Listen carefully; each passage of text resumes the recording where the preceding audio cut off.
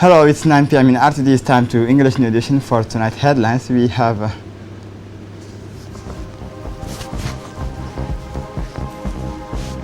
the President of the Republic inaugurate the training center of Durale Camp.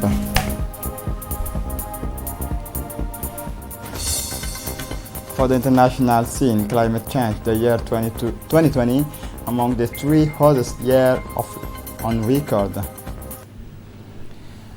Welcome to our newsroom. The President of the Republic, His Excellency Ismail Omar Guelleh, this morning in the framework of the 10th anniversary of the Coast Guard, unveiled the plaque marking the official inaugurations of Durale Camp, a camp which constitutes the largest base among the facilities of this institution. Is a camp that houses a naval training center that provides Coast Guard staff with different types of training necessary for their mission, an entity that aspires to become the first naval academy in the region.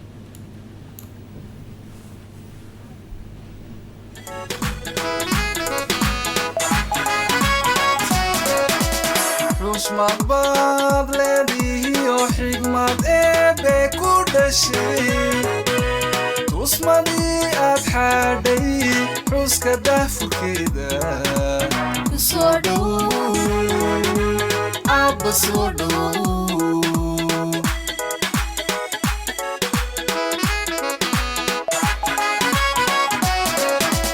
xushmad baad leedihi oo xigmad eebbe ku dhashay tusmadii aad xaadhay xuska daahfurkeeda kusoo dhow abba soo dhow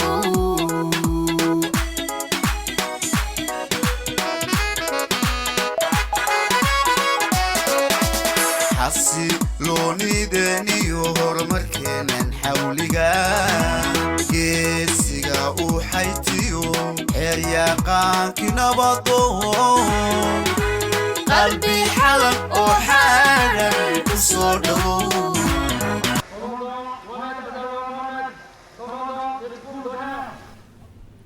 Arriving at the site, the President of the Republic, His Excellency Ismail Omar Guelleh, was welcomed by the Prime Minister Abdelkader Kamil Mohammed, the Minister of Transport Musa Mohammed Ahmed, and the commanders of this institution, Colonel Wais Omar Bogore. Once this was done, the President carried out a troop review.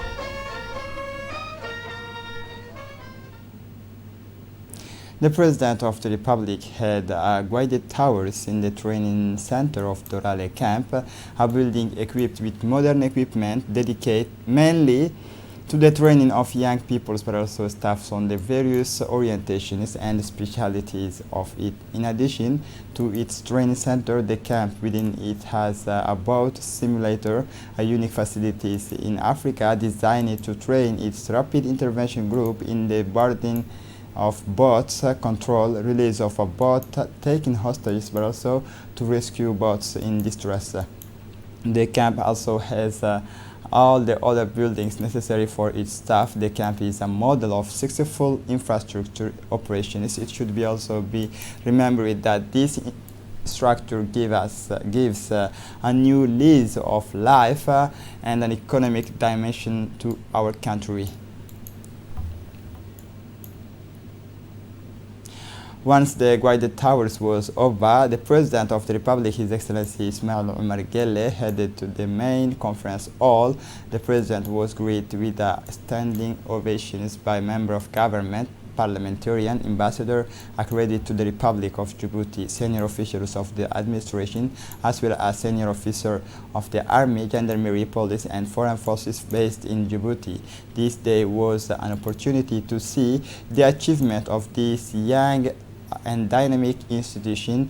The day was also the ideal moment to give an overview of the histories of Coast Guard in its 10th year of existence. Prior to the speeches, the ceremony began with various songs and demonstrations by its rapid intervention group, followed by a reading from the Holy Quran, and finally a screening on the histories and remarkable progress under the leadership of Commander Colonel Wa'ais Omar Bogore.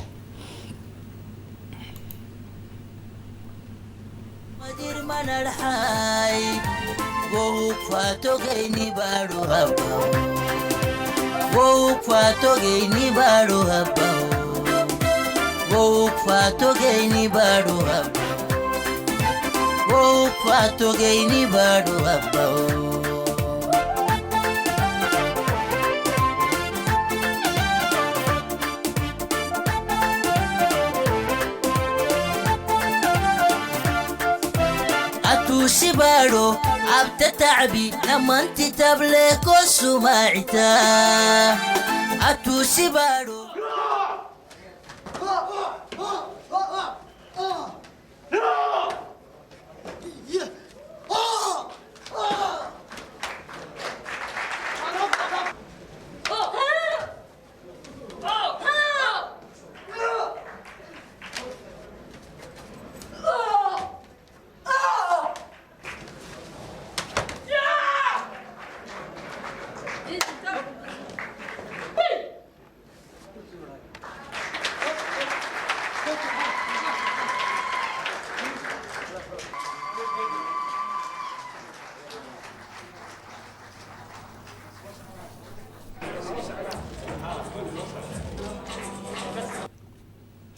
Colonel Wa'ais Omar Bogore, in his speech, recalled that the Coast Guard, since its creation, has not missed its regalian mission of surveillance and security, and of the installations of the port complex, but also of the fight against migration.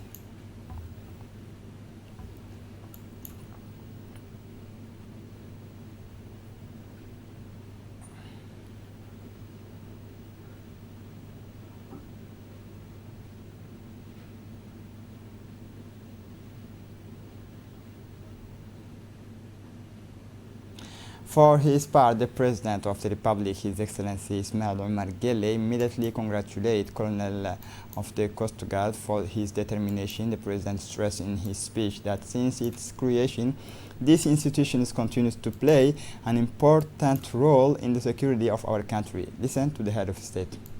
Mesdames et Messieurs, c'est pour moi un plaisir aujourd'hui de célébrer avec vous le 10e anniversaire de la création du corps des gardes-côtes de Djibouti. It is a pleasure for me today to celebrate with you the 10th anniversary of the creation of the Djiboutian Coast Guard. 10 years ago, the creation of a Coast Guard worthy of the sky was the result of our furious desire to look towards the sea and to take advantage of our 400 kilometers of coastline through a broad investment perspective. This new body of the state had to play its role and accompany our impetus. You have done so, indeed. The new threats that had begun to weigh on our maritime territory some 10 years ago required a strong and rapid institutional response.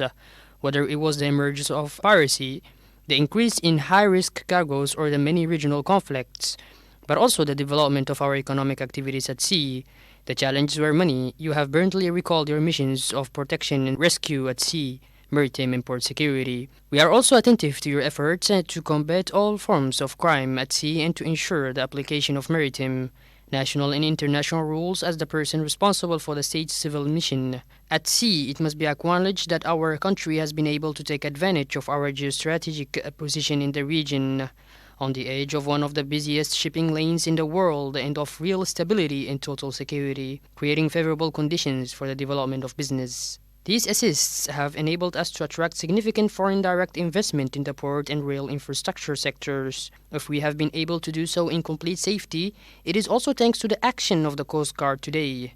The inauguration of the Grand Doral is a perfect example of these efforts that demonstrates the evolution of your ambition. Of course, we are sensitive to the considerable efforts and sacrifices made on a daily basis over the last 10 years. I would therefore like to pay tribute to all Coast Guard personnel who have demonstrated in many ways their dedication and selflessness in making this institution a sole entity to the point of ensuring security and meeting the challenge assigned to it. Even though we are aware of them, much remains to be done. The nation is grateful to you for the dedication and speed with which you carry out sometimes arduous missions, but also necessary to protect our populations and our maritime wealth. I have taken this opportunity to pay heartfelt tribute to the representatives of all the countries that have assisted the Coast Guard in the accomplishment of their mission, expressing our best wishes for success in the future. We wish you a very happy anniversary and a lot of success in your future missions. Listen once again to the head of state for the second part of his speech. maalin wanaagsan afkeenna ninka badda ka shaqaysta waxaa la yidhaahdaa loogu yeedho badmaax. The man who lives from the sea is called a sailor or navigator. In our tradition, the nomadic person only looks after his cattle, from what he has been told. He only knows that the sea is dark. He has no information except what he has been told. Once faced with the facts, the nomad says, "He who has not yet seen the ocean does not know the water, and God only knows what lies inside." In our country, there are very few navigators, those who know the ocean. We take care more of the livestock, and the few who live on the coast are content with what the sea gives them, but they don't go to the ocean. They don't have the maritime fiber in them. You must know that the sea is life, the future of our country. Keep in mind that what the sea contains at the bottom that you have to take out is more important than what it gives. That is why we must protect ourselves with all the buildings and structures of our defense. Today, the minimum we have in our position, we must take care of it and defend our coasts. The development of our country and the mission for which you have been appointed is not an easy task. When I entered this compound now, it no longer resembles the empty expanse that Dorale was at the time. In my memories, it has changed completely, and the credit goes to you. I want to congratulate you for your hard work and all the victories you have brought back to our country. You have raised our flag to the highest level. The achievements that we see here reflect your ambitions, and you must bear in mind that we are always at your side, that we can sleep the sleep of the righteous thanks to you, because you defend your country day and night against all external threats. On behalf of my government, I congratulate you once again. The Coast Guard exercise in the sea to celebrate this 10th year anniversary. The Coast Guard carried out a series of exercises on board the ships of self-defense forces. 10 years later, this institution has become a major institution whose successful actions have given it national, regional, and international renown and have aroused the admiration and respect of its counterpart around the world and international organizations fighting against human trafficking, especially piracy. The message of condolence from the President of the Republic to his French counterpart, the President of the Republic, His Excellency Ismail Omar Guelleh, sent today Thursday a message of condolence to his French counterpart, Emmanuel Macron, following the death of last night of former head of state Valéry Giscard d'Estaing. The people and government of Djibouti join me in expressing their sympathy to the friendly French nations in this difficult ordeal of the death of the former French president, wrote His Excellency Ismail Omar Guelleh. The late Giscard d'Estaing will have left his mark on the French political histories of the Fifth Republic for having instilled many societal reforms. He then noted as strengthened democrat. He will also have worked a lot, especially through his commitment to media development, to transparent expressions of political practice. President Guelleh also recalled that he is a strong Democrat and has worked hard, particularly through his commitment to the development of the media for a transparent expressions of a political practice. The late Valéry Giscard d'Estaing, who died yesterday evening after several days in hospital, is a leading figure in the French political landscape. He was head of state of the French Republic from in 1974 to in 1981. An assassination attempt was averted this morning at the Personal Studies Court of the 1st District. The President of the Assembly, Mohamed Ali Ahmed, accompanied by a member of the government, went to the places to establish a police officer who was not satisfied with a judgment between him and his wife appeared this morning before the judge of the Personal Studies Court of the 1st District and used his weapon several times. Fortunately, there are no victims thanks to the cold sense of the court staff and the rapid interventions of the police officers of the 1st District. The individual was brought under control and will be brought to trial for attempted murder, according to the public prosecutor, Mr. Jamal Suleiman. The conference room of the Ministry of Health yesterday hosted a roundtable discussion focused on reinvigorating the multisectoral fight against malnutrition in Djibouti.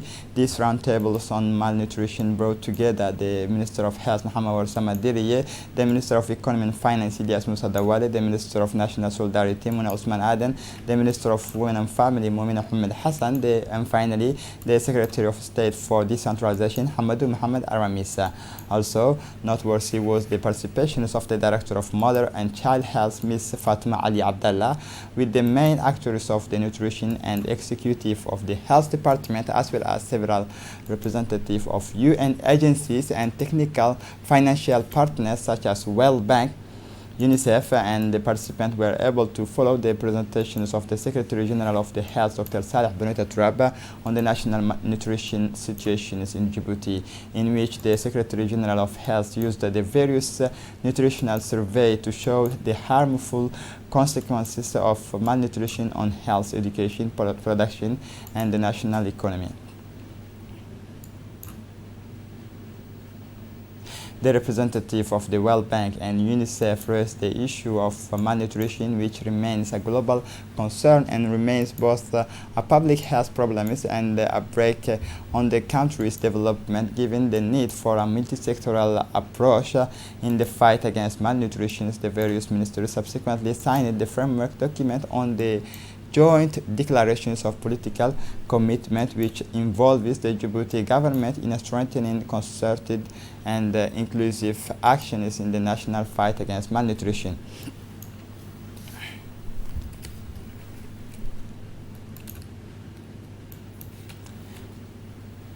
In his intervention, the Minister of Health, Mohamed Samadiriye, welcomed the government's strong commitment to federate synergy on malnutrition issues and challenges through a framework of multi-stakeholders dialogue with the civil society, the private sectors, and also community affected by malnutrition. Indeed, all strategy aimed at improving the malnutrition situations in Djibouti requires multi-sectoral interventions that are carried out as part of a global and coordinated response covering several areas such as health, education, water, hygiene, agriculture, fishing, and social protection. For his part, the Minister of Finance and Ilyas Musa Dawale stressed the need to mobilize more resources to strengthen leadership in nutrition by activating the coordination mechanisms at a higher level that includes all key sectors for the promotion of nutrition in accordance with the objectives set out in the 5-year development plan of our country. The CNDH delegation, in partnership with the United Nations Population Fund (UNFPA), continues its tour of school yesterday when the joint delegations had a meeting. With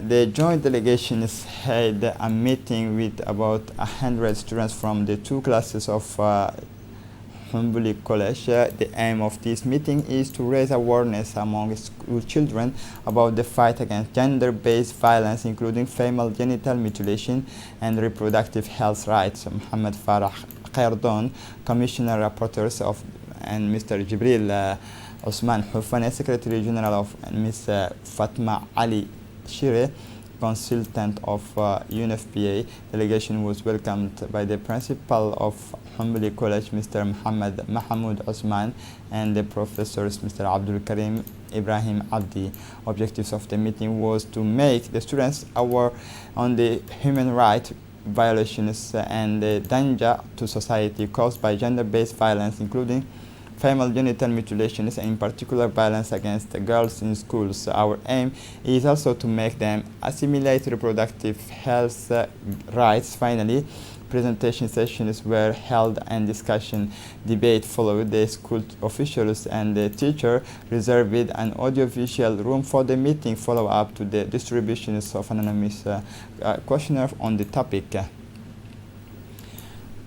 Following the official launch of the Minister of National Education Vocational Training of the consultation on the development of a national teacher policy at the training center today, Thursday, December 3, all teachers in the countries have held the first phase of consultation to develop the national teacher policy.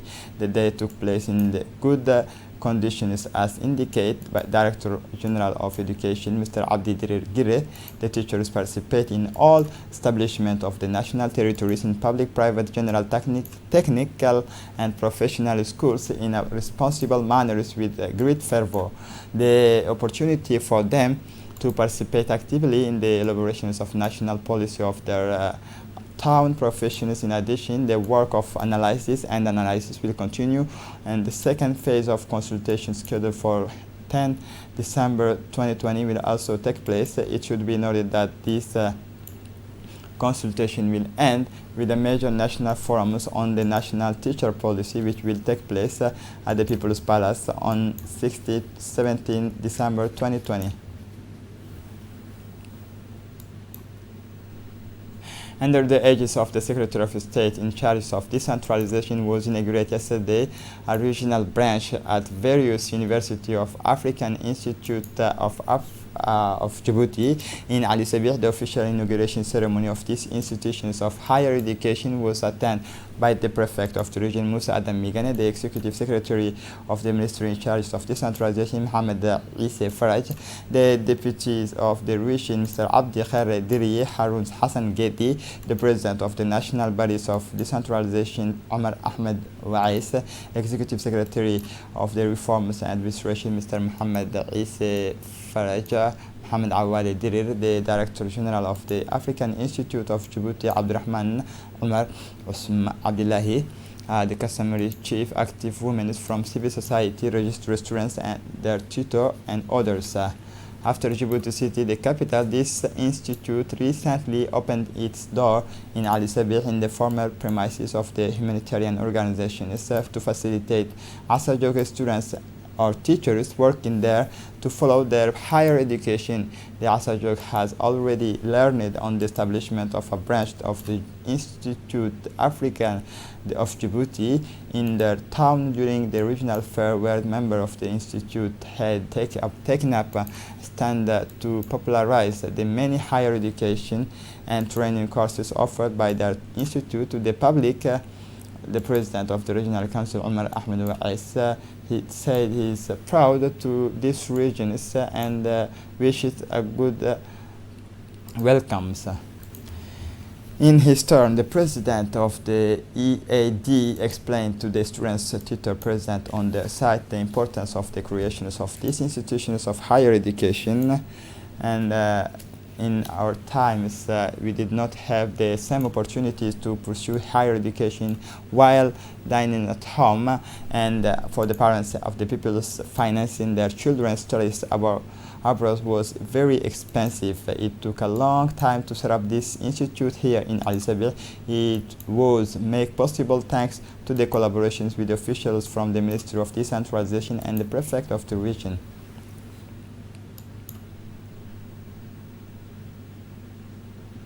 On this occasion, the African Institute of Djibouti has informed Asajog students and all those who wish to pursue a university course that registration is for the bachelor and master cycle is open for the academic years 2020-2021. The opening of these higher education entities is a real step toward the emancipation of the region and above all a real advantage in terms of decentralization. It is a first in Elizabeth City, and many of the capital Djiboutian students testify to the quality of the teachings and learning provided by the EAD. As a reminder, the African Institute of Djibouti is a private higher education institution with a professional and technical vocations created in 2016, approved by the state. The institution is composed of 4 training centers and 1 center of excellences.